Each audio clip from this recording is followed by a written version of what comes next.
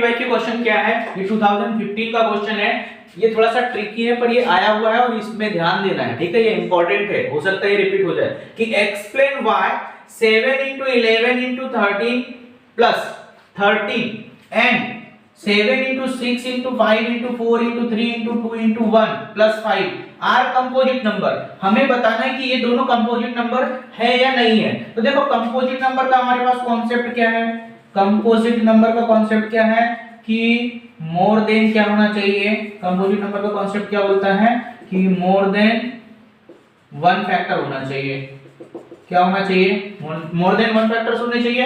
अब देखो यहाँ पर कहने का मतलब क्या है कि देखो पहला वाला हम लिख देते हैं 7 into 11 into 13 plus 13। तो इसको हमें क्या करना है, इसका निकालना है, कंपोजिट नंबर निकालना पड़ेगा और उसका फैक्टर बताना है कि इसके फैक्टर्स जो होंगे वो फैक्टर्स के आधार पे हम बता सकते हैं कि भाई कंपोजिट नंबर है या नहीं है। तो देखो इन दोनों में कॉमन क्या निकाल सकते हैं, 13। देखो इसमें भी 13 है, यहाँ पर भी 13 है, तो कॉमन निकलेगा तो यहाँ क्या बचेगा 7 into 11, क्लियर है, प्लस यहाँ बचेगा 1, क्योंकि यहाँ का 13 और यहाँ का 13 क्या आ गया, बाहर आ गया, तो 13 हो गया। 7 into 11 कितना हो जाएगा 77 प्लस 1, मतलब 13 into 78। अगर हम इसको मल्टीप्लाई कर देंगे तो मल्टीप्लाई कर लो, इसको कितना आ जाएगा भाई, यहाँ पर कर लेते हैं हम 78 into 13 कर लो, 3 से 24, 2 आ गया,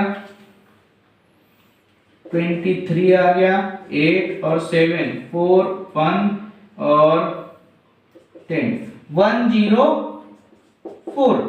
1014 आ गया, क्लियर है, इतना समझ में आया। अब इसके अगर हम फैक्टर निकालेंगे तो क्या क्या आ सकते हैं, 1 भी इसका फैक्टर होगा, 13 भी इसका फैक्टर होगा, 78 भी इसका फैक्टर होगा, 104 भी इसका फैक्टर होगा।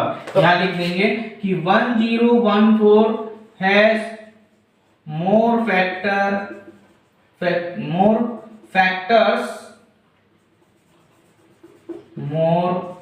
फैक्टर्स अदर देन 1, यानी एक से ज्यादा भी और भी एक के अलावा भी फैक्टर्स है, इसीलिए हम इसको क्या बोल सकते हैं कि ये एक कंपोजिट नंबर है। तो दूसरा वाला भी क्या है, सेम वैसे ही करना है आपको, तो कर लोगे, कमेंट करके इसको बताओ कि कंपोजिट नंबर है या नहीं है, ठीक है। ये आपके लिए थोड़ा सा टास्क दे रहा हूं, ओके। तो यहाँ पे आप ये भी चीज लिख सकते हो कि it is a composite number, clear है भाई, समझ में आ गया।